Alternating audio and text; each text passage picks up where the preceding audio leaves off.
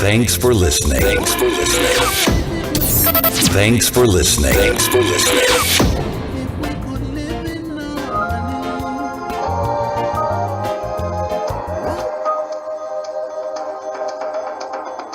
The IWFT team presents Footprints on Starr Radio UK with your host Oscar Bimpong every Thursday at 7 p.m.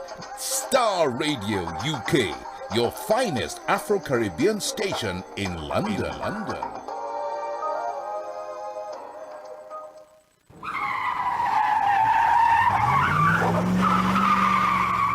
You can't always be in control of what happens on the road, but you can control the tires you ride on. Thanks to Champon Tires, in testing condition, you are guaranteed of traction and grip, be it new or partly worn tire. Champon Tires are the largest import and exporters of tires in the UK. Locate us all over the UK. For Wakefield, contact us on 01924 262 043. Selby, Rotherham, Hull, and Birmingham, contact us on 01709 380-615, or you can visit us at www.champontires.co.uk. Champon Tires, safe when new, safe when partly worn.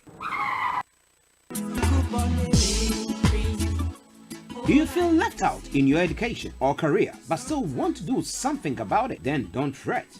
If you are a resident in the UK, British or EU citizen, then there is hope for you. You are in the age bracket of 21 to 55.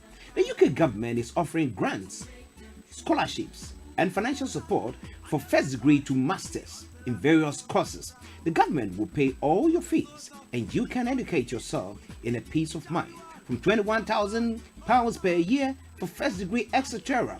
Get in touch with GEM Educational Consultancy and we will guide you in applying for this facility. We are situated at 51 Albany Road, Hornchurch. The postcode is RM124AE.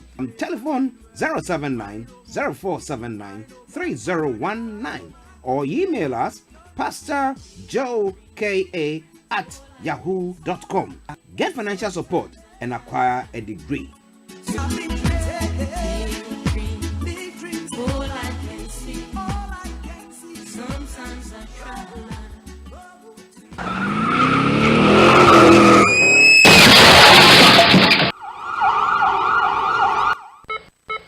If you've had an accident in the last 3 years, that was not your fault. Get in touch with London Accident Claims Limited. It could be a motor accident or a workplace injury. You could be entitled to compensation. Just one call to our specialist team will take care of everything. For minicab drivers with PCOs, there is even better news. We provide you with a replacement vehicle. Call us on 0800 032 6798 or 0208 665 7667 to start your claims with London Accident Claims Limited. London Accident Claims Limited, a partner you can trust.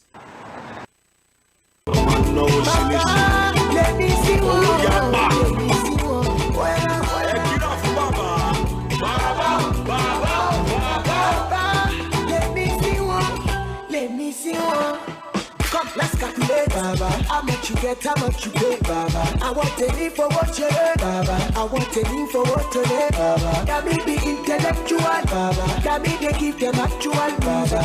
I'm a lecturer, Baba. I'm a lecturer, man, me that, Baba. Hello, what's on now? Check it and listen. 20 million, free. That is that. Hello, come on to what job? Are you follower? Baba.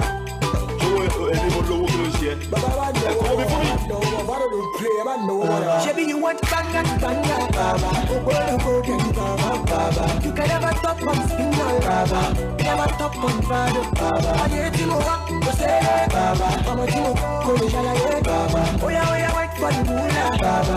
I still wait for the Baba. Oh, yeah,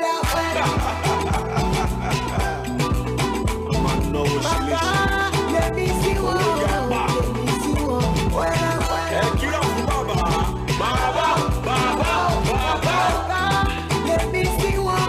Let me see what.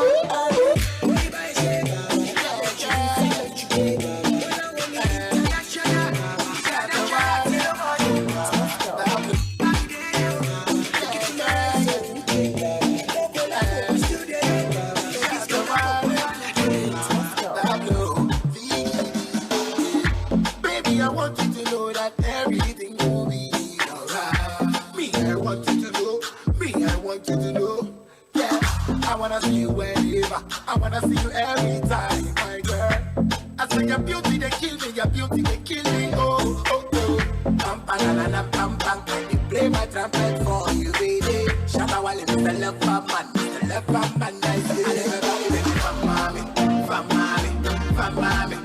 Say you the from mommy, from mommy, from mommy. And everybody make me from mommy, from mommy, from mommy. Say you the from mommy, from mommy, from mommy. Allow me to put in the ring for your finger, oh, finger. Oh. If I dey tie today, will you give me your liver, oh, liver? Oh. I got my eyes on you like a photo. Make I be your Rambo. I don't go play you like a lotto. I dey ball like Ronaldo. She turn around, I start to see double, see double. I don't die today, my guy. I don't dey trouble, dey trouble. Oh yeah, take it easy, make a saga that. I give her one shot and I start that. I bought the package and she got that. I came with Wale and we're ready to shaka that. From mommy, from mommy, from mommy. Welcome to the Footprints Radio Talk Show, and this is your regular host, Oscar Bimpong, always in the driving seat, taking you to your destination of success. It's another Thursday, and we are here to always come with you with a very, very powerful topic to help you to make decisions in pursuit of your vision, in pursuit of your career, in pursuit of your personal development, in pursuit of changing your mindset, and in terms of everything that you desire to do to bring a paradigm shift to your lives. And the Footprints Radio Talk Show is the best. If you are watching us on TuneIn, please send a link to someone. If you are watching us live on Facebook Live, please just share onto another page. We want to encourage you because somebody might need this discussion. And who am I? Which guest do I have today? It's going to be an interesting discussion. But before I even go on that, I really want to discuss some more. If you really want to be part of this show in terms of sponsorship, please, you can send email to info@starradiouk.com. This is one of the best brands in radio that you can really align yourself with for your business, for your personal development, in terms of your personal branding. Yes, that is going to be great. And also, the email is info@starradiouk. The star is double R, or you can just call +44 208 133 2257. And this program is sponsored by Train to Inspire Consultancy. Train to Inspire Consultancy says inspiring our generation through training and development. If you need business training, if you need business coaching, if you need consulting services for your business, just contact Train to Inspire Consultancy. And you can send an email to info@oscarbimpong.com. The Bimpong is BIM.com. Or you can just inbox us on social media. Now let's go straight to the point. Today we are going to discuss a very powerful topic, and the topic is entitled "The Place of Entrepreneurship in the New Economy." And who is here to really help me to discuss this pertinent topic? The person is a serial entrepreneur. The person is a global oil and gas consultant, expert in emerging market, executive mentor, and a philanthropist. She is in the person of Muriel Tolukima. Please welcome to the Footprints, and you are live on Starr Radio UK. Hello, how are you? Good, and you? I'm fine. It's very early in the morning, but I'm fine. I'm ready to share the knowledge and to really enjoy the time on the show. So what's the time over there? Because you are speaking to us live from Australia, isn't it? I'm speaking to you live from Australia, so it's 2 a.m. in the morning here. Wow, so wow. You can imagine the excitement to be on the show at that time. Sorry to keep you awake at this time. I think this is the best time to have dreams, isn't it? Yeah. Yeah, but I think it's all boils down to passion, isn't it? If you love what you do, at any point in time you are called, you always come and you really share your views to really inspire others, isn't it? Yeah, it's an important topic, and that's why I don't mind staying awake and having this discussion today on your show. And thanks for having me. Thanks for having you too, and thanks. And I'm really sorry for disturbing your sleep, but I think if we can really impact one person's life, I believe that we have changed the whole generation, and that has been my standing in terms of trying to inspire not a nation, but inspiring one person to bring a paradigm shift to their lives. I believe is the first step to really change a whole generation, because when you change one person you change a whole generation, because the children's children are going to really align on a particular path. And I think you are part of this with me after reading your profile and reading a lot of articles and a lot of things. I don't know how you manage your time. Oh, it's I don't know myself. It's just something that when I have passion, I just make the time, and I just go all the way when I decide to do something. So at the end of the day, when you're passionate, you don't actually realize that you're working. So that's probably how I keep going, and I really always very energized to do different things.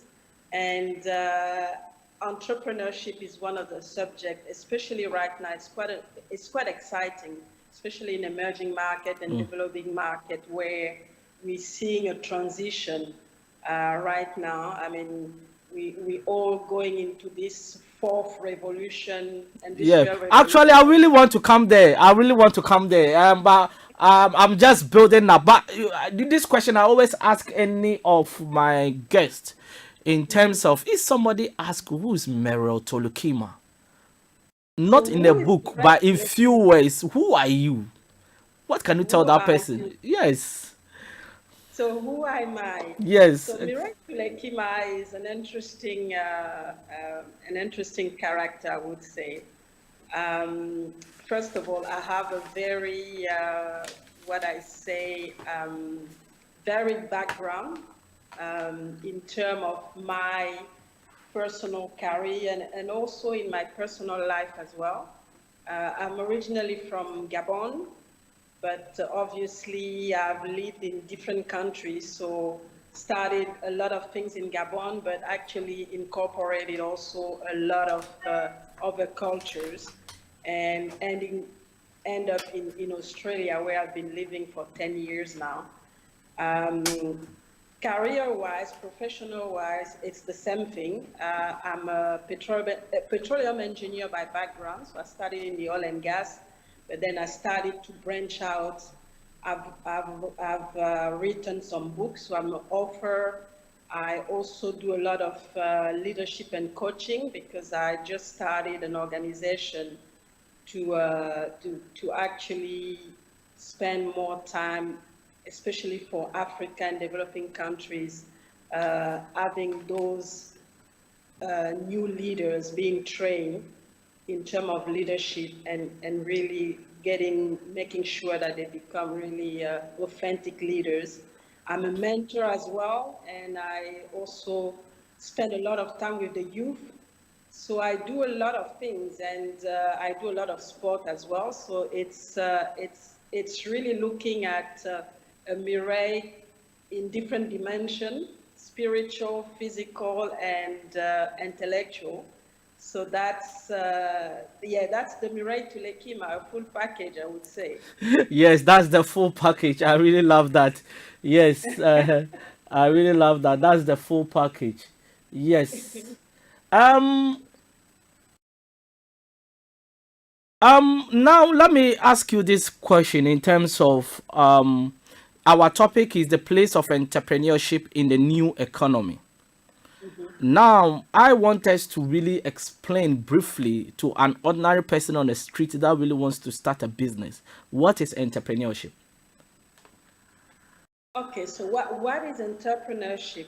Entrepreneurship really start with an idea, and and I always tell people, because people are very sometimes very nervous when there are problems around them, and I always tell them that this is where your entrepreneurship starts. You know, you start becoming an entrepreneur when you really want to solve a problem. So entrepreneurship is really about solving a problem that you have around you and bringing a solution to a particular community or particular problem or particular individuals. And that's where entrepreneurship actually starts. For me, that's the definition that I would give about entrepreneurship, really. But you see, a lot of people are not able to really enter into the entrepreneurship market. Does it mean that they don't see problems and they don't have solutions to it? What is actually the cause? I think obviously there's the solution driven aspect of entrepreneurship, but there's also a process, and this process goes along with how you come about to present your solution. Who do you involve in the process, and really how you put your vision forward, because entrepreneurship, like everything, it's about having a clear vision, clear goals, and really going after them, and knowing who to involve and where to actually get to what you want. And I think one aspect that we look at very often is the financial aspect. But it shouldn't actually be reduced to that, because at the end of the day, the financial comes when you've been able to package your solution and when you've been able to reach out to the right people. And then you see the capital coming in on the table as well. So, I mean, it's not for everybody. It's not for everybody. You have to really be focused and also have the determination, because it doesn't come easy. At the beginning, you really need to know where you embark on. There's going to be failure, obviously, like everything. And if you're not ready to fail and fail several times, then entrepreneurship can become a burden more than something that you're going to enjoy. Yeah, because I think one of the biggest factor preventing a lot of people is that they think money is everything when it comes to entrepreneurship. Exactly. Exactly. And and I would say money shouldn't be first. It should start with the passion, and it should start with really having an objective and bringing a solution to the market. Because if you just go into it for money and there's no market, the money is not going to come. So it's really about looking at what you have around you, your passion, and how you go about explaining how you're going to bring those solutions to your market. And then you put the money on the table. But it's more about passion, because if you don't have passion, as soon as you're going to reach any roadblocks or anything, it's going to be panic, and then you're not going to enjoy it, and you're going to give up and say, okay, entrepreneurship is too difficult for me, I can't do anything. But it really starts with your passion. It really starts with being driven. You really start to understand, your market, and bring the appropriate solution for this particular market. You made a profound statement in terms of it's not for everybody.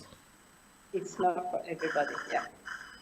So some people, it's not for no matter how you try, they cannot enter into the entrepreneurship market, right?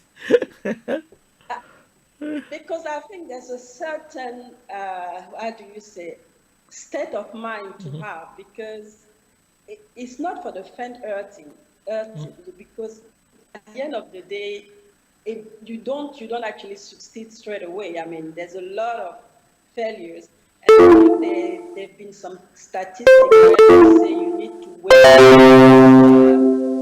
3 to 4 years before you can see something positive, especially on the side, to really say, okay, I'm seeing some success here.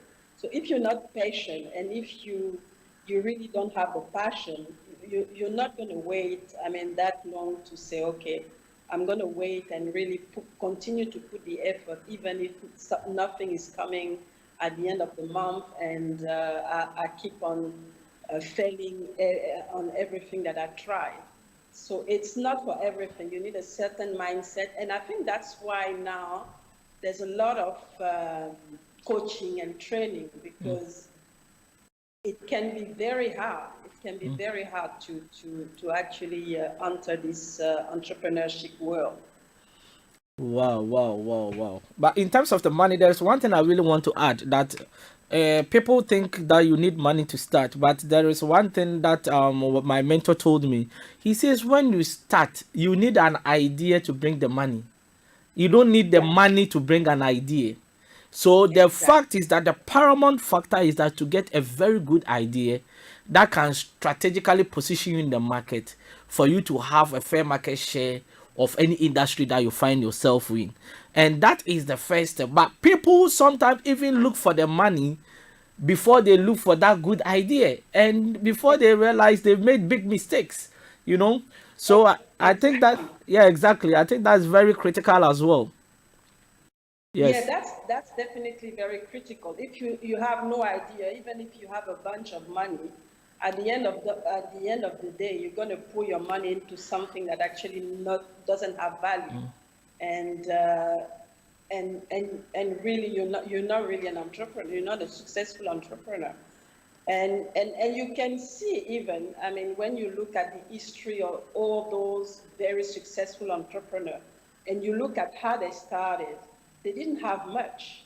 They really didn't have much. You have people like Bill Gates or Zuckerberg, or if we look at that, or even people in Africa, uh, they start with this idea and then this passion to explain to people what they really want to accomplish, and how whatever the idea they bring is going to change their life, and how it's going to be important to them to be part of this journey, of this project.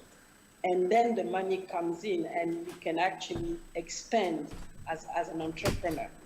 So I fully agree with your mentor. It's not about empty, having money with an empty, Idea. empty cup. Exactly. It Exactly. becomes substantial to Yeah. be able to really sustain this entrepreneurship mindset, to bring you as far as you can. Exactly. And but you see, our topic is we are talking about entrepreneurship, but what makes this kind of entrepreneurship discussion very distinct is the new economy aspect. But I don't want us to go into the new economy first. I want us to go to the I want us to go to the old economy and build it up to the new economy. So what is entrepreneurship in the old economy? I think in the old economy, you basically quite a lot of structure. It was very linear, and it was very difficult for them to actually be able to make it without the support of big organizations, big corporations. So, and in a lot of countries, especially developing countries, it was the government really this role of partly government, but also entrepreneurship, creating those jobs. And that's really what I call the old economy. But with the new economy, you see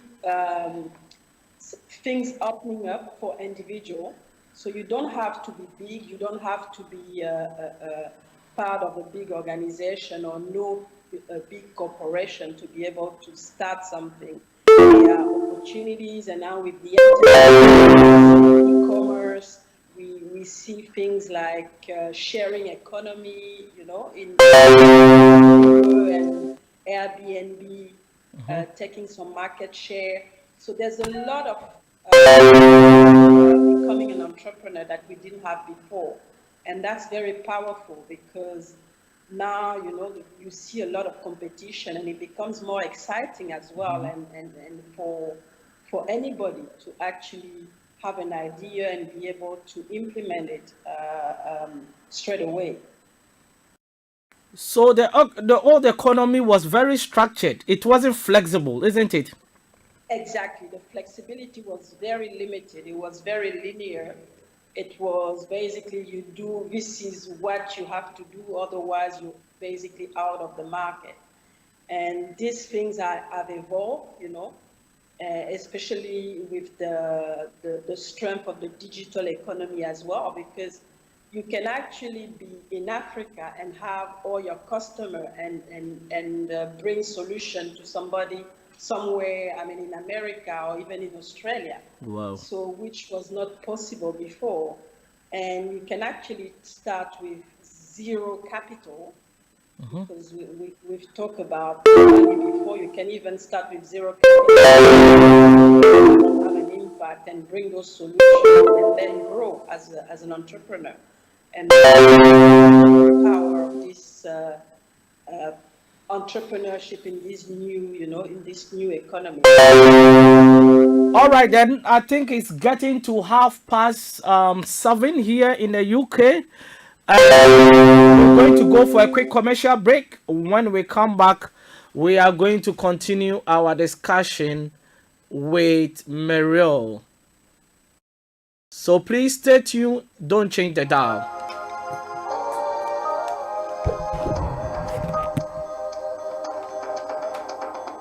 The IWFT team presents Footprints on Star Radio UK with your host, Oscar Bimpong, every Thursday at 7 p.m. Star Radio UK, your finest Afro-Caribbean station in London.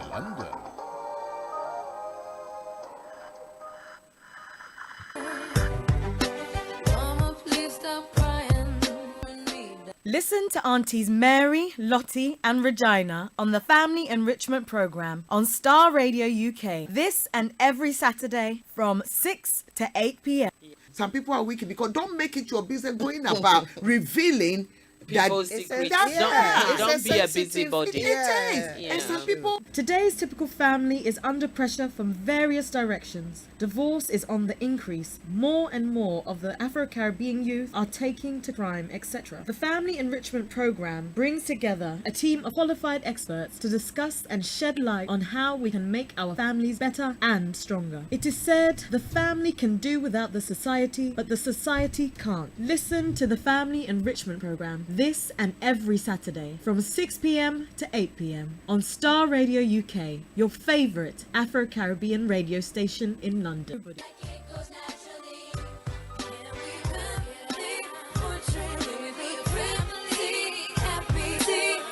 Download our app in iTunes and the Google Play Store.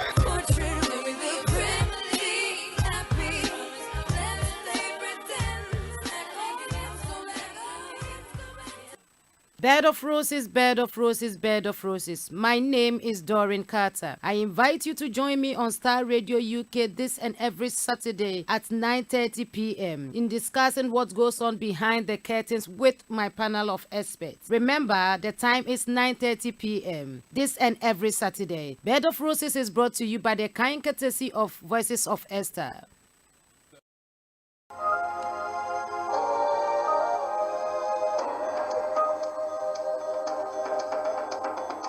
The IWFT team presents Footprints on Star Radio UK with your host, Oscar Bimpong, every Thursday at 7 p.m. Star Radio UK, your finest Afro-Caribbean station in London. Welcome back to the Footprints, and this is your regular host, Oscar Bimpong. Always in a taking you to your destination of success. It's been a wonderful first half, and trust me, we are going to the second half of the segment.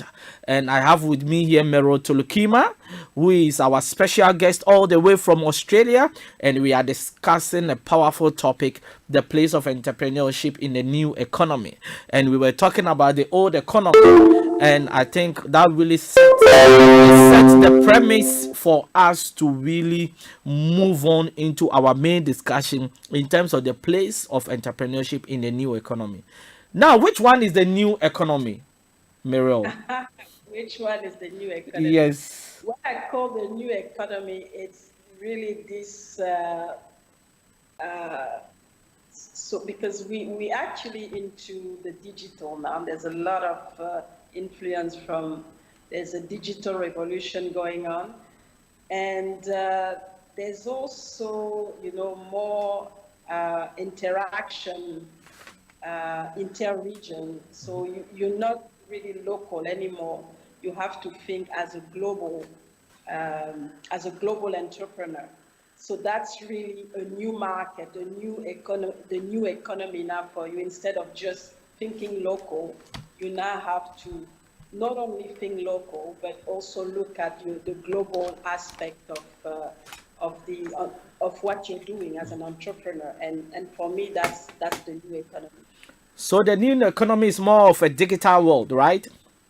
Exactly. So basically the new economy is more of a global, but the digital actually gives you access to this global world, global market, and it actually brings more competition, and that's where your entrepreneurship structure is changing, and it's actually even more important to get it right and have the right process to really be able to get those market share, because the competition at the global level is actually it's fierce, and you really have to be strong, have this passion very well ingrained into you, because it's not easy. It's not an easy place to actually be, because of all those, you know, competitor around you trying to basically outrun you, actually, to get the best market share. Wow, wow, wow, wow. Do you think people are taking advantage of this new economy? I think a lot of people are taking advantage of it.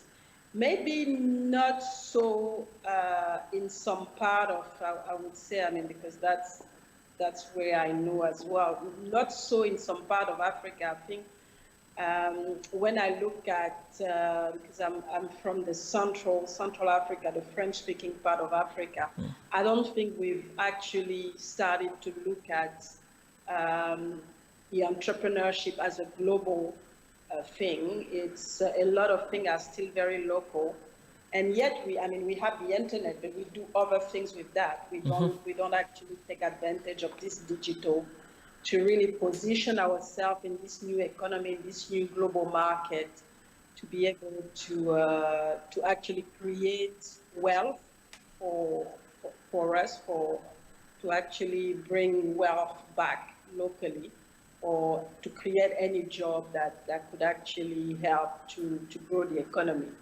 So that's one example that I can put through. I mean, in this part of the world, when you look at the Southeast Asia, especially, I mean, I've lived in Malaysia, it's a different story. Yes. They basically position themselves, especially on the consulting part. They do a lot of IT work for European companies. So a lot of opportunities for them that they don't have in their country. They're basically bringing some opportunity back home, creating job for them, serving the European market. So two different case.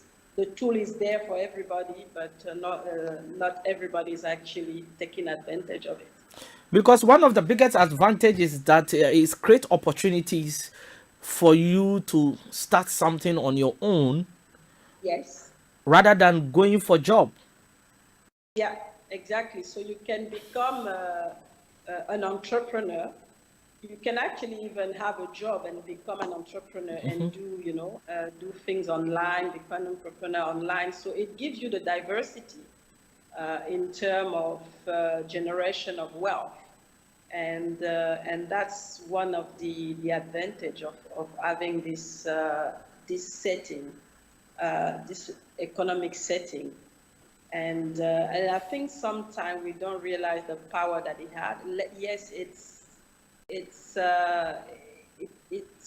it requires a lot of work, because if you have a job and then you also have to do a lot of things as an entrepreneur online. You need the discipline, and it's not always easy. But that's a market that we should actually tap into, and because it doesn't cost anything. No, It doesn't cost that any much. yeah, not much. So you don't lose much. So you can always try, and if you don't, go anywhere, you don't actually lose much except the time that you spend basically to try. So that's only what you have to lose. Because you see, yeah, go on. Go ahead. Yeah, because you see, when you look at like building your personal brand, right? I always tell people that if you are offline, it means that you have made yourself accessible to only your community. But if you are online, you make yourself accessible to the global market. Exactly. So if you're a musician and you've got a YouTube channel that you are putting your music there, you are exposing yourself to the world market, isn't it? So this new economy that you are talking about is a very huge market. That is how you can have a musician in Africa that can be signed by a producer in the US. So is it just that we don't have the time, or we don't have the passion, or it's too difficult for us to really build the brand online? What is actually preventing us, especially those of us who have the resources? When you look at it, if you don't have the resource, it's zero investment. So except the time that you have to invest in actually structuring what you want to offer and looking at the opportunities globally, that which market you want to really access and really go for it. So I don't really know what it is, but I think sometimes it's also ignorance, because a lot of people don't actually know that by doing that you can actually generate money. They actually see, especially when you look at YouTube or anything, they probably see it as a leisure more than anything, more than a business. And yet you can actually make a business out of it. And that's very important. And I think that's why people like us, because me, I actually work a lot with the global market, being in Australia, because people are like, you're so far. But with the global market, I can actually have market in Africa, in Europe. I don't have to be there. So there's a lot of things that I do from here that actually generate money for me without me being able, having to actually travel, like in the old economy where you had to go physically and meet people. But it's a matter of knowing that it's actually a market. It can actually generate money, and you can access people, and being organized, and really how can I say that, and really positioning yourself, because I think sometimes what's happening is that maybe because it's a global market, we tend to be shy and say, okay, am I going to be able to compete? And yes, you can compete. It's just a matter, you might fail at the beginning, but you will learn from your failure. So just go after it, and position yourself. Yes, I think positioning is key as well, because I think the fact that we say that it's a global market doesn't mean that you can grab everything.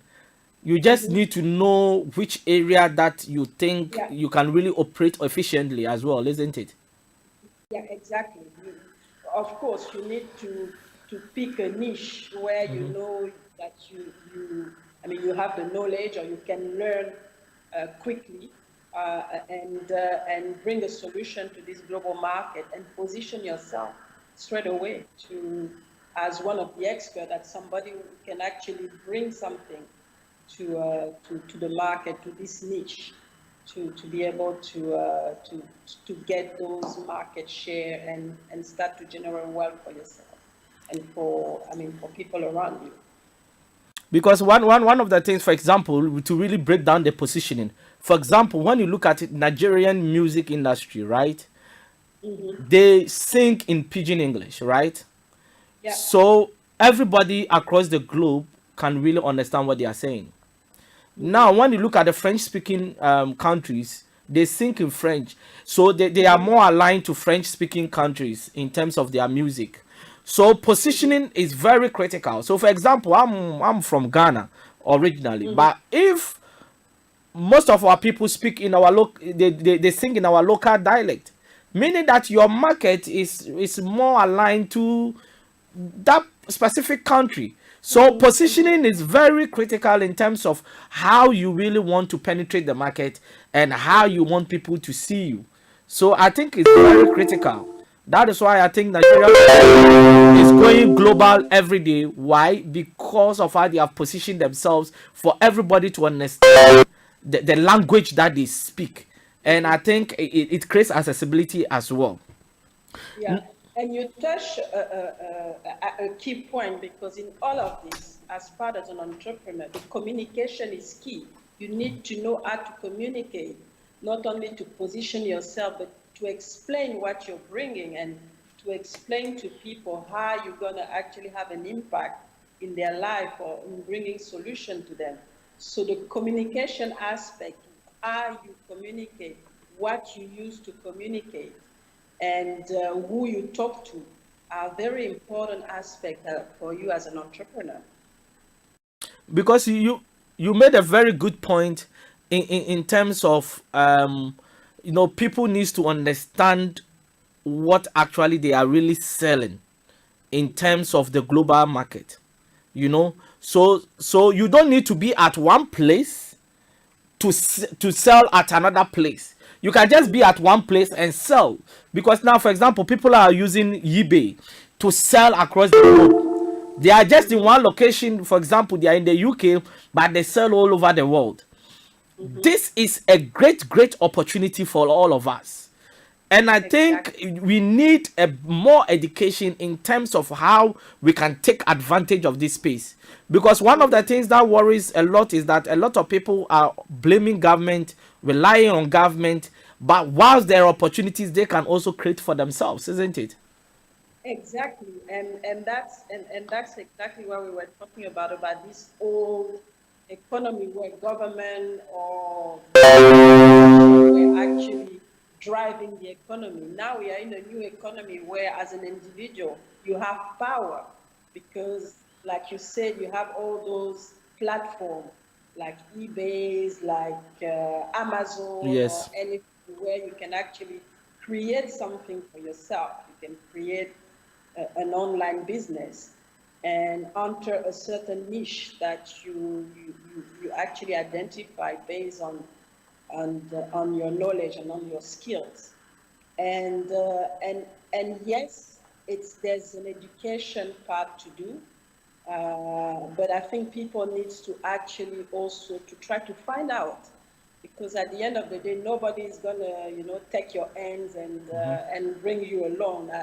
At some point, we have to realize we are all adults and start to ask questions and get to see what's going on in some other countries.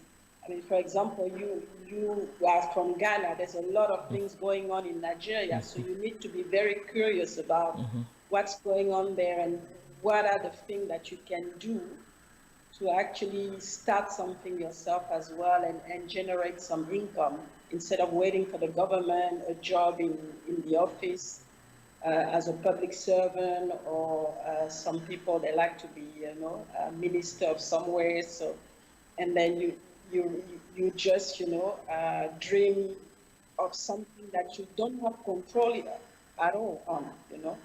And yet those are the things that you can control. Really go and create something on eBay or generate income starting an activity. That's what you can control, that's what you can drive, and you don't need anybody's permission for that. So do you think old economy has created a certain mindset preventing people from really adapting into the new economy? I think yes, there's been um, because the exposure is very important. Sometimes they have opportunity around you, but because you don't have this critical, you've never had the exposure, you don't realize that those opportunities are around you. You don't have to go and ask the government or to go and in another country. Basically, you can create something for yourself. So it's a lot of, I think, education, a change of mindset that is actually necessary to actually get to increase the number of people who actually see the opportunity in this new economy. Because I see that there's still a lot of people that actually think, I go to school, I come back, I get a job in the government or in a big, in a multinational, and if I don't have it, I complain, and I sit at home and I cry because I don't have a job, and yet there are opportunity to actually go into e-commerce, to try something, and start to generate some income without having to sit down and cry. Because you talked about mindset, and I think it's very critical, not only in entrepreneurship, but in every aspect of our lives. Yeah, How do we even go about this mindset change from old economy to new economy, embracing it and embracing the challenges to move on? How do we go about it? It's a personal journey, but at the end of the day, I think it's also about the people you have around you. So get to really have the right people around you, people that you can learn from. I mean, actually travel this journey and really get to understand how they did it and how you can actually, in some case, emulate and get to do the same thing. So I think that's one thing that can be done. Second thing, it's really because I think it comes down in some country to the education system as well.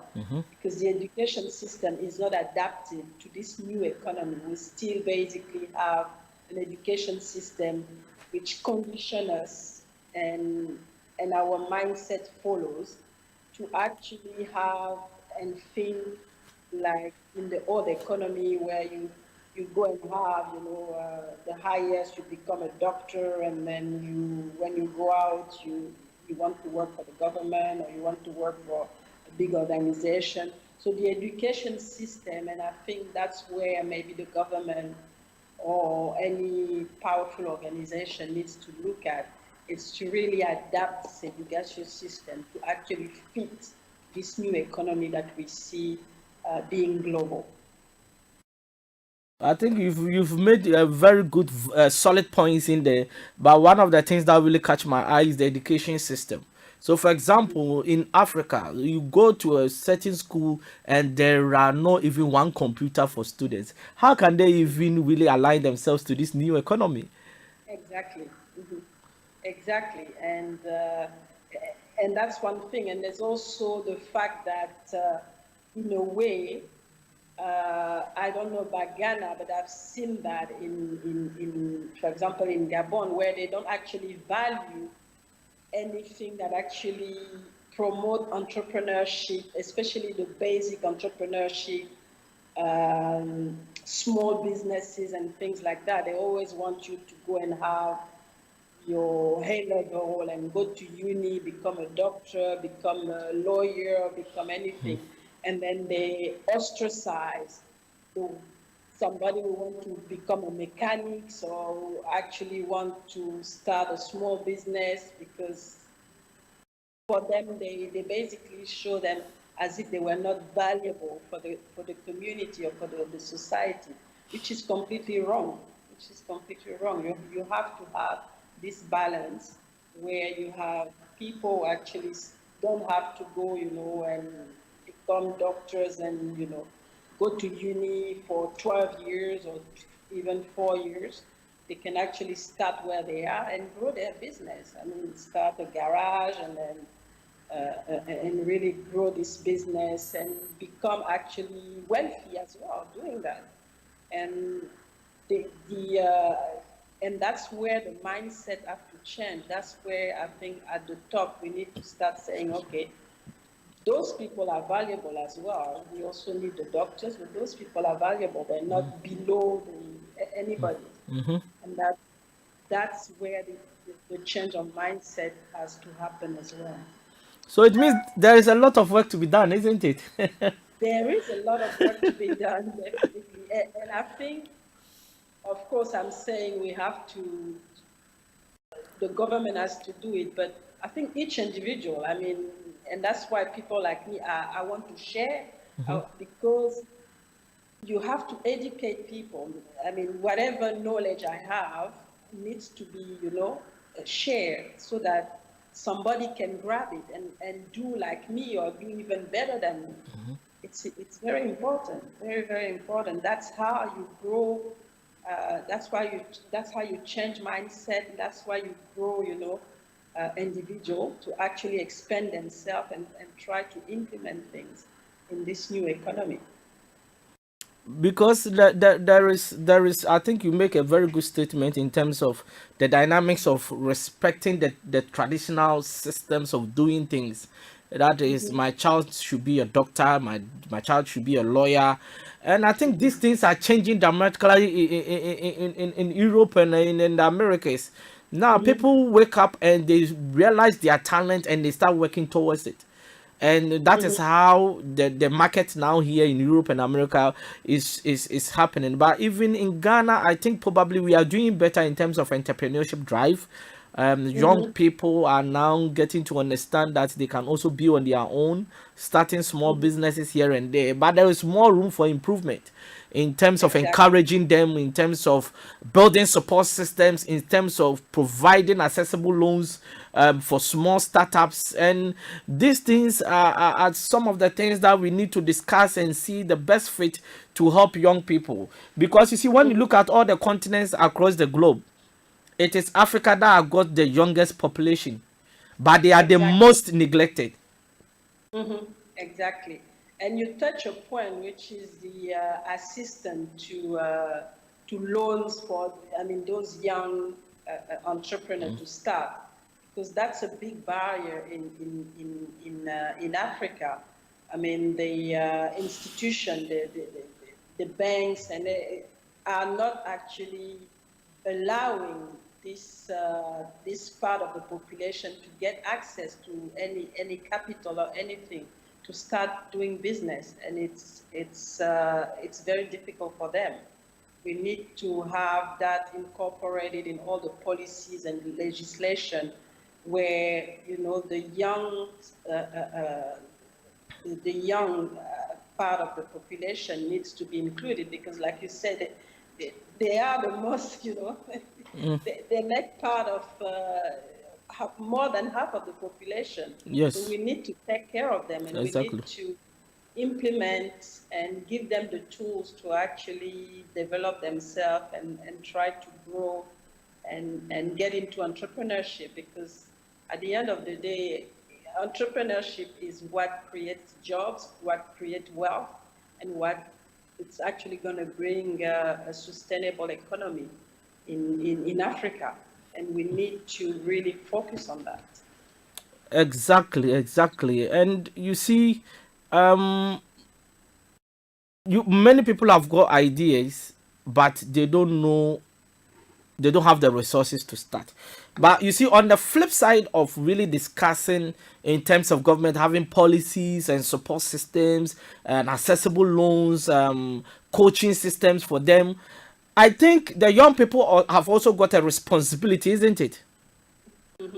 In terms of trying to be honest, trying to have good character, trying to really have that passion and zeal, trying to understand that, look, because you cannot get even a loan from a family if your character does not align to who you are, isn't it?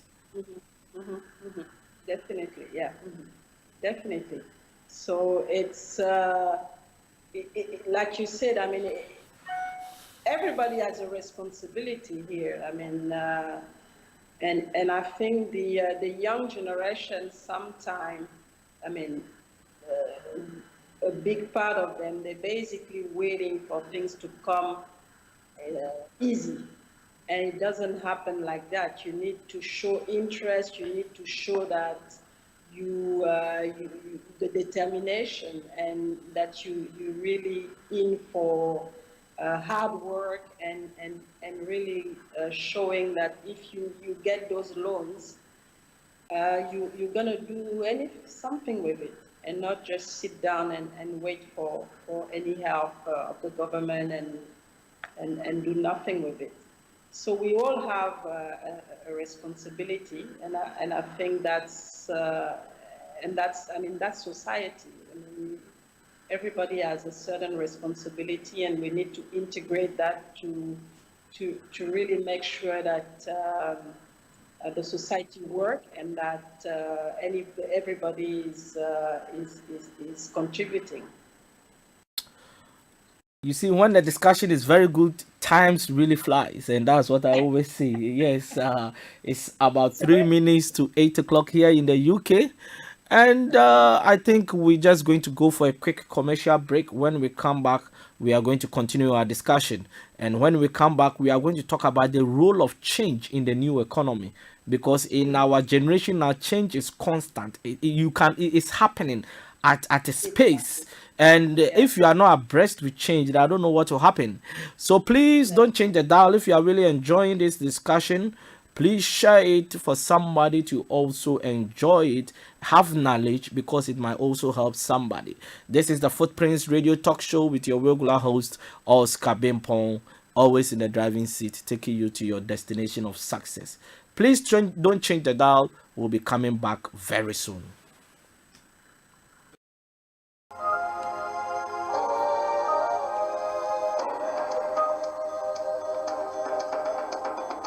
The IWFT team presents Footprints on Starr Radio UK with your host, Oscar Bimpong, every Thursday at 7 p.m. Starr Radio UK, your finest Afro-Caribbean station in London. And lay you down on a bed of roses. Bed of Roses, Bed of Roses, Bed of Roses. Voices of Esther brings you Bed of Roses this and every Saturday at 9:30 p.m. Join our panel of experts to discuss issues within your relationships. Hosted by Doreen, you will be motivated and equipped to handle issues within your relationships. Remember, it is Saturday at 9:30 p.m. GMT. Don't miss it. I'll lay you down, on a bed of roses.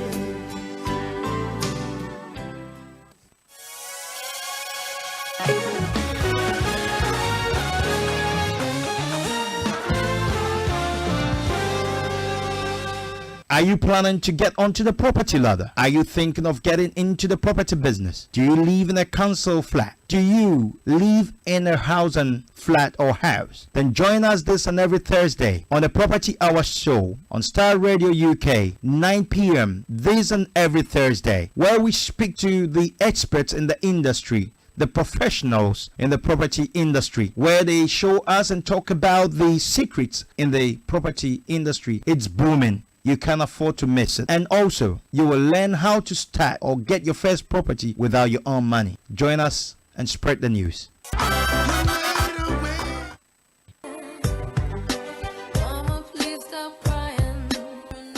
Listen to Aunties Mary, Lottie and Regina on the Family Enrichment Programme on Starr Radio UK this and every Saturday from 6 to 8 p.m. some people are wicked because don't make it your business going about revealing people's secrets. Don't be a busybody. And some people. Today's typical family is under pressure from various directions. Divorce is on the increase. More and more of the Afro-Caribbean youth are taking to crime, etc. The Family Enrichment Program brings together a team of qualified experts to discuss and shed light on how we can make our families better and stronger. It is said the family can do without the society, but the society can't. Listen to the Family Enrichment Program this and every Saturday from 6 p.m. to 8 p.m. on Starr Radio UK, your favourite Afro-Caribbean radio station in London.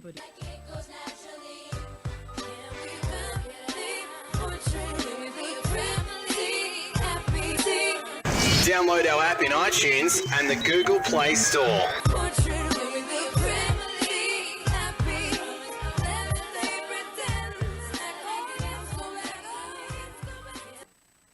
I believe in the risen one. I believe I overcome. My Journey, your one-stop destination to the supernatural on Starr Radio UK. What's the hidden truth or mysteries behind the supernatural? Do angels exist? Is healing and miracles for today? Can I hear the voice of God? What's the secret to their success in ministry or calling? Can my eyes be open to see beyond the natural? Can I operate in the gifts of the Holy Spirit? My Journey is your one-stop destination to the supernatural on Starr Radio UK. Join your host, Captain Tete, at 4 p.m. on My Journey, your one-stop destination to the supernatural. I was covered in sin and shame.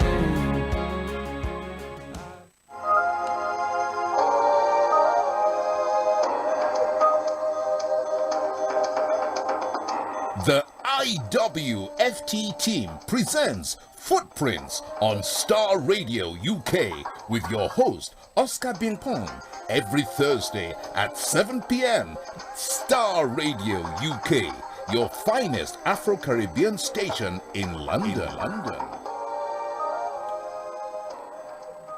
Welcome back to the Footprints Radio Talk Show, and this is your regular host, Oscar Bimpong, always in the driving seat, taking you to your destination of success. I will say it's been a wonderful first half, and we are going back into the second half. And who do I have on the hot seat? The name is Meryl Tolikima, and she's got a lot of portfolio of things that she does, including serial entrepreneur, global oil and gas consultant, expert in emerging markets, executive mentor, a philanthropist, and an author. And we are discussing the place of entrepreneurship in the new economy. Please welcome back Meryl on the Footprints Radio Talk Show, and you are live on Starr Radio UK. Good to be back. Yeah, good to be back. Good to be back. I will just run up very soon for you to go and have some nap before Friday morning comes for you to do your rounds. Yes, so I think we've already had a very good discussion. And I think one of the pressing factor in the new economy is change. And how is change affecting entrepreneurship in this new economy? And yes, change is is an aspect that you can't, of entrepreneurship in the new economy that you can't avoid. So you have to be really tolerant to change and be ready to to implement quickly, because things are going fast, and if you can't follow the pace, then you've left out. So change is a key aspect of this new economy. And also, I mean, we've talked about the flexibility, and the flexibility comes with different tools. For example, we were talking about access to money. I mean, up to now, we always, looked at the bank to get loans, but now you have, several medium now. You can, there's crowd funding that you can look at. There's capital. Venture capitalists, angel, yes, angel investors, yes. Coming in as well. So you have to be very versatile, very, look at different options, the option that can actually work for you. So that's also part of the change that we see from the old economy to the new economy, where it's just not just one solution. You're looking at a different array of possibility, and now it's up to you to really access and talk to the right people to be able to access those and use those tools. So that's, and the other part of the change is that a lot of things are now automated. We talk about, a lot about Internet of Things. We talk about artificial intelligence as well, which is also, where a lot of the things are done. Things that we were doing before are not done by machines or in a different way to basically slim, the process. So those are the kind of changes that, as an entrepreneur, you have to really be aware of and be really following them to be able to not be left behind and really fail. So those are the key changes that I think about just right now. So how can one be abreast with change? Because you see, when you look at even the phone industry now, the telecommunication industry now, when you look at the Samsungs and the iPhones and Nokias and all those ones that are still in the market, even Nokia is even priced out now. Is not one of those big competitors anymore. Now you have a phone today, the next 3 months there is a new one. Now, if like you are a phone company, how do you really become abreast with this change for you to still stay relevant and competitive? I think you just have to be able to follow what's going on everywhere, basically. I mean, on your local market, on your global market, but still be able to innovate, because I think that the way to really beat change is to have this innovative spirit, be able to innovate at each stage, and use this innovation to basically stay competitive in what you're doing. You can't actually just do the same thing all the time. So you really have to look at your market all the time, get the new information, and see how you can come up with something new that will actually appeal to the market and be able to help you to keep your market share or grow your market share in some instances as well. So I think you've made a very solid point in terms of innovation. Do you think one of the reasons why Africa is not growing is that we are not innovative enough? Yes, I think that I definitely think that. And it's not that we're not able to innovate, it's just that we actually don't spend the time. I think we don't look at it as a competitive advantage right now. I don't know, and I think it comes down to the mindset as well, because we have a lot of innovative young people, but they're not encouraged, and hence they don't actually show any determination to continue to innovate, because they're not encouraged to do it. And that's really sad, because that's really where we can make a difference as African and innovate, bring those authentic ideas in the market and really capitalize on them. You said change is about tolerance, right? Yes. And I've met so many people, especially people from African background, and they will tell you, no, I cannot change. This is the way we have been doing it for years, and they keep using the same ways of doing things for 100 years. When you go back to Africa now in the 21st century, the broom that we were using to sweep when we were children is the same broom we are using now. There have not been any innovative dimension to it. Yeah. Why do we think that we don't see that level of trying to add value to certain things that we have already? Even in our natural resources, we are the custodian of natural resources across the globe. But we are the people that don't add value to our natural resources. We are not innovative with our natural resources. Why do you think this is the case?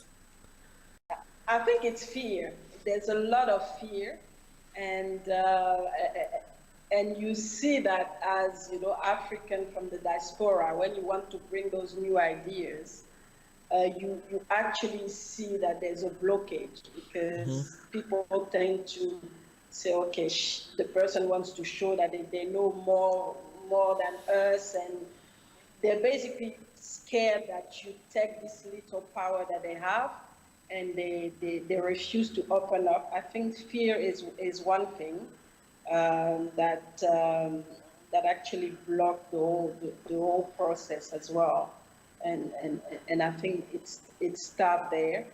And the other thing I'll say is for a lot of people is the lack of exposure, which actually bring the fear, the lack of exposure to different option or market, and hence they're not confident, and then they actually just do the same thing because they know that it works, so they don't want to expand because they're scared to fail and to lose everything. And yet, I mean, it's just a process. You might actually fail when you try something new, but at the end of the day, by doing it, you'll get it. I mean, it's just a matter of time. Do you think the days of following the rules are over, as disruption is the order of the day in the new economy? I mean, there's always, a critical rule that you need to follow, but obviously, now the way things are done, you need to be flexible around, show some flexibility around different things to be able to survive, basically, in this new context, in this new setting, in this new economy, and yeah, some of those rules will have to be dropped, and really have things done differently. Okay, yes. So people needs to really bring a different dimension in terms of trying to understand the market that they are in, because you see the disruption nowadays is very serious. You start a business today and the following day, it's like, for example, Uber in the world market now. It's disrupted a lot of taxi businesses across the globe, and these are the kind of level of disruption. Now we are thinking, for example, Facebook, Twitter, and Instagram, they are on top. I can bet you that maybe the next year or two, somebody will bring something into the market that is going to bring Facebook down. So you have to always stay on top of your game. That is why sometimes when a new app comes up that can really be a form of competition to certain companies, they buy it off because they know that over time you can become a threat to their success. So I think disruption nowadays is very rampant, and until you understand that to be on top of your game, you always be priced out of the market, isn't it? Exactly. You always have to be on top of your game, and don't underestimate the little guys. I mean, don't just look at the big Facebook and everything. There are little guys developing things that you don't see, and they're gonna disrupt the whole thing. And that's how Uber started. That's how Airbnb disturbed the whole, hotel and management aspect of things. So it's everywhere, and you really have to look at in different angles, and because this disruption it's coming in different form, and be competitive, still be competitive, and the innovation, like I mentioned before, the innovation part is very important for you to stay, and competitive. But what you see as well in this new economy, because of the disruption, the collaboration aspect needs to be in as well, because for example, when you look at, I'll take the example of Airbnb. Some of the hotels actually know that they're not competitive anymore. So what they can try to do is look at how they can collaborate with this new power that the Airbnb brings. So it's really looking at things in a different dimension, and collaboration, innovation, and really try to find a way to stay relevant. Exactly, because for example, when you look at a mobile money app application in Africa, and using Ghana as a case study, when it started, the banks didn't want to really work with them, but they saw the disruption they were bringing into the banking system, and now they have partnered with them. So you need to really understand the market that you are in, because disruption is, I think, is one of the Ferraris of our generation. It's one of the fastest factors. Ferrari, it goes so fast. So fast, and until you understand it, you are always going to be left behind. Exactly, and the collaboration aspect can actually solve a lot of problems. You don't have to always compete with people that are in the same market, because competing in this type of disruption can actually be synonymous of death. So Yes. you really have to find a way to connect with the competitor, and really go for those win-win situation type of business or partnership, instead of trying to make it on your own and die. Yes, trying to make it on your own and die. I really like that one. Yes. I think I will just close very early for you too, because of the time difference. But before I really go, I've got one or two questions for you. Somebody told me this, and I don't know whether it is something that is really true, or probably you help me to understand it better. He says impatience in today's economy is a virtue. Do you think it's true? Especially is a virtue. Impatience is a virtue, meaning that you have to be impatient. You have to always be on your toes, trying to really innovate, trying to be on top of your game. But he's coming from a different angle, and I'm like, because we were told in when we were growing up, you have to be very patient in life. Yeah, you have to be. I mean, you have to be very patient in life, because the thing is, what can happen is that because things are going too fast, you might also start to rush, and you might pay a big cost on that. So you have to be patient. There are times where you're clearly going to lose, but you shouldn't actually just look at this game, because it's like a game. This game, you lose. You still have to have your long-term strategy. Maybe you need to lose now to be able to step up in the next step. So this passion, the patient has to be there. You have to be patient and look at the whole, market, and the whole, the big picture, instead of rushing and looking at just the one aspect of the situation. And I agree with that. You need to be patient. You need to be patient. Now, in terms of trust, what role does it play in the new economy? Because you see, the new economy exposes you probably to the global market. And if trust is breached, what is the impact that is going to have on you? It's actually very difficult to do business with people that you don't trust. But because of this new setting, you will have to take risk, I think, at some point. Just go and do business with people that you think have what you're looking for, and try.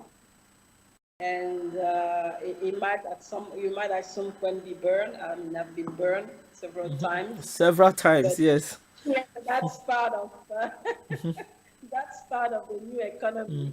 And as long as you don't get burned all the time, and you get a deal, then that actually can bring you substantial capital, then you're fine. But that's one of the risks, basically, that the old norm where you know the person that you're doing business with and that you trust, and it's at risk here, and you might actually start to do business with somebody that you don't really know, and then get disappointed along the road. But it shouldn't stop you to try. Exactly, and you have to take a level of risk as well. Exactly. So it's and I think when you fail several times, you develop some way to actually corner people and know, okay, when I deal with this person, you do some tests and then you realize, okay, that's not the right person. I'll stop at this level. Do you think entrepreneurship is the way forward in terms of stimulating economies, especially where we come from as Africans? And what advice will you give to governments I and people, individuals? Yeah. Like I said, I will encourage that things start at the school level. Really start to bring entrepreneurship as an option for the new generation to pursue, and really help them to understand what it is and what it can bring. And I think that's really the right way for Africa, the way for Africa to go, to generate wealth and to really have an opportunity to create a sustainable economy for this continent. And I'm really a strong advocate for that. Wow, I'm really a strong advocate to create a very strong economy out of entrepreneurship. And I'm also a strong advocate for that, because I believe that if we have a lot of people entering into entrepreneurship, unemployment is going to be low, and more people are going to get jobs, and the more people get resources, they can also get into the path of entrepreneurship, and this is going to make every economy stronger. When you go to any strong economy, it's not the big businesses that drive the economy, it's the small businesses. And until we emphasize and make an impact on small businesses to really grow, then we are not going anywhere as a continent. Now, where can people get some of you? You wanted to say something? No, I was saying exactly. Yeah. So now, what's next for you? What's next for me? Yes. There's quite a lot on the. I mean, I already have quite a lot on the table. Like I said, I have a lot of diversity in what I do. I've just recently started leadership organization, because, like I was mentioning to you, I think training and really bringing more authentic leaders on the continent is very important. So we've launched in South Africa last week. Wow. And next step will be Nigeria and Kenya. So my dream is to be able to cover Africa and really get to bring this knowledge to the continent and have those authentic leaders that we need to be able to grow the continent. And Wow. that's basically my contribution. So that's one aspect. And also continue to do my work, but more, branch out from the technical work in the oil and gas and look at more the local content aspect, which is linked to entrepreneurship, diversification of the economy, and bringing value in the economy of the continent as well. I wrote a book on that, so I'm really spending a lot of time on that. Right now, I've been working a lot with the Mozambican because they have those big gas discoveries, and so they're trying to see how they can capitalize on that, and really have to diversify and have all level of the communities in the country to benefit from it. So those are two big projects and then I still mentor as well, mentor the youngster. I'm going to Ghana next week. I'll be in Ghana. Wow. There's a business development conference, and I've been nominated for an award. So Wow, hopefully I wow. can award. Wow. Let me know when you are in town then.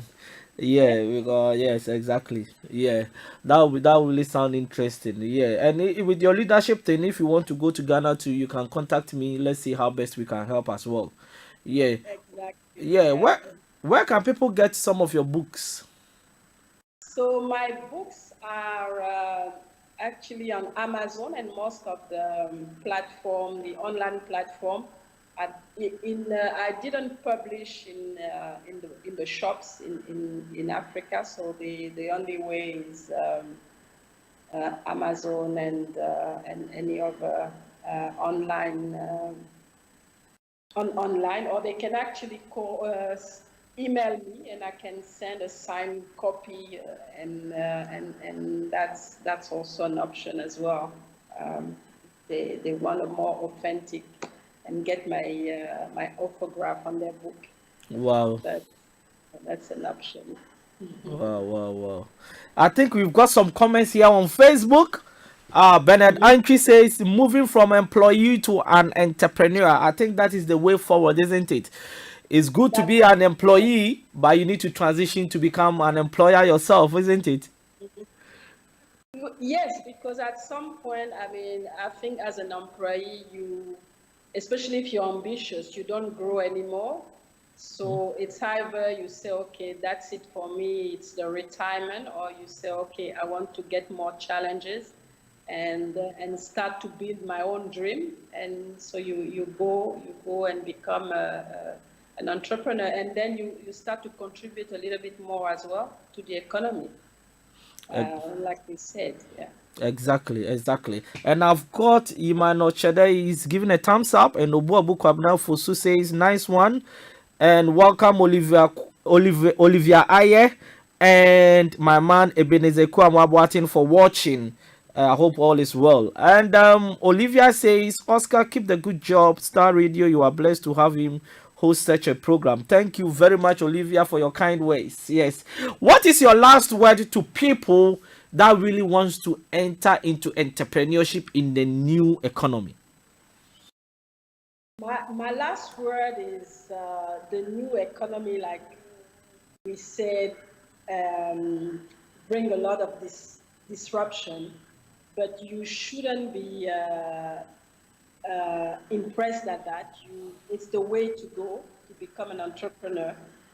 It's not easy at the beginning, but make sure you're passionate about what you're doing. Make sure you've done your homework to get in the right niche, and really go for it, because whatever happens, even if you fall, stand up and don't hesitate to reach out to people who have done it, to be able to be asked even to be coached at them or by them or mentor, and really go for it, because that's the way for Africa. That's the way to make an impact, and that's the way to generate massive wealth at the end of the day, because you're not gonna, I mean, you're not gonna become rich as an employee.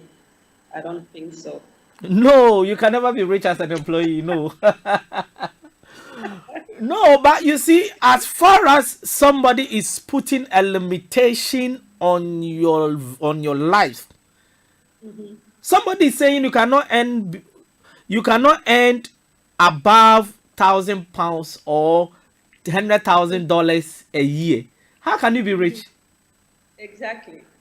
So, And with that, if you work in that company, you can calculate how much you can make in 20 years, isn't it? yeah, exactly. You can calculate how much, and you realize you're putting a lot of time for. I mean, the return in investment is not that great. Exactly. Exactly. Yes. So it's good to be an employee to start with, but you need to have a mindset to transition over time. Position, yeah. Yes. And it's really what I want to add. It's really about your mindset. When you are an entrepreneur, it's really about your mindset. And if you have the right mindset, you will succeed. If you have the right mindset, you will succeed. Wow, I've had a really good discussion with our guest today, Muriel Tolikima, all the way from Australia. And look, this lady, she has to wake up in the middle of the night to have this discussion with us. And our listeners and our viewers, I say thank you very much for coming on the show. Thank you very much for having me. It's a subject that I have passion about, so even being awake that early, that's fine for me. That's fine for you. Yes, passion overrules everything. And Exactly. trust me, you see, you need to have passion in life. Whatever you are doing that you are not passionate about, I believe is not your purpose in life. Passion never dies if you find what you love doing, because your passion evolves to become a hobby. And I haven't seen anybody that has failed doing their hobby, because your hobby, whether you fail today or yesterday, you go ahead and go and play whatever it is the next day. So your hobby, you cannot fail. You can have setbacks, but you wake up every day to pursue. And one thing I believe about pursuing and consistently pursuing is that it opens doors. It makes you better. It makes you good in what you do. It brings excellent spirit. And before you realize, you are on top of your game. So try and find what you can do best. But you see, the world now is is at our feet. It is up to us to start using it strategically to make a difference in our world. People are millionaires just on YouTube. People are making money just on Instagram. And so you have to choose how you can bring a paradigm shift to your life. And trust me, before, if you want to read one book, you need to go to the library. Now books are on your phone. Knowledge is so accessible. So we complaining every day, I believe that we are not doing justice to ourselves. And that is what this program always brings to you, the Footprints Radio Talk Show. We are here to encourage you. We are here to empower you. We are here to bring a strategic focus to your vision. We are here to cause you to believe that you can make it in life. We are here to cause you to understand that there is greatness in you, that you can do above whatever you are doing now. Wherever you find yourself now, don't settle. Because in the ladder of success, there is always one step to take when you are able to take the next step. So there is no limitation on the steps you can take on the ladder of success. So you need to strategically position yourself. Now the world is a global village. I am here, people are listening to me all over Africa, Europe, and America. Why? Because there is a paradigm shift in terms of the new economy. It is up to you to take advantage of the new economy. It is up to you to bring that paradigm shift to your vision, because the world is at our feet. Before, probably, if I was a transformational speaker, nobody would know me. In the whole, only my small country will know that I'm a transformational speaker or I'm a business consultant. But today, because of the new economy, people know me from India, people know me from China, people know me from Africa, all over the place, Europe and America. Why? Because I'm taking advantage of the new economy. You have to take advantage of the new economy. The new economy is the digital space that has been made accessible to us. Take advantage, do business, build your vision, build your talent, and the rest will be history. We are not saying it's going to be easy, but it is achievable. Our source of motivation is those that have been successful. We are looking up to those people, not those who have failed, that are telling us that we cannot make it. So it is powerful. Make use of it. Next week, Thursday, we are here at the same time. And we are going to have another powerful discussion on the Footprints Radio Talk Show. This show is growing, and I'm telling you, it is growing. And I want you to be part of it. Please share it to people. Share it to the world. Let people know about this program because it's 1 out of a million. Many people are discussing politics, entertainment, and sports. But Starr Radio UK and the Footprints Radio Talk Show, we have stood on the side of education, educating the masses, opening their eyes, illuminating their minds for them to understand that they can also make it. 9 o'clock, the property hour is coming on. If you want to invest in property, this is the way forward. Property is one of the ways you can use to become a millionaire. You can even own properties, make money out of it while you still have a job. Don't miss this show. It is coming live. That is 9 o'clock UK time, GMT +1. Don't change the dial. The Footprints is out. Property hour is on. Starr Radio is still on. Thank you, Merel Tolokima, for coming on the show once again. All right. I have to finish early today so that you can go and have some 2-3 hours sleep before you go out today. No problem. All right then. So have a wonderful day and stay blessed. Thanks. All right then. Thank you very much for really watching us. Stay blessed and God richly bless you. See you next Thursday.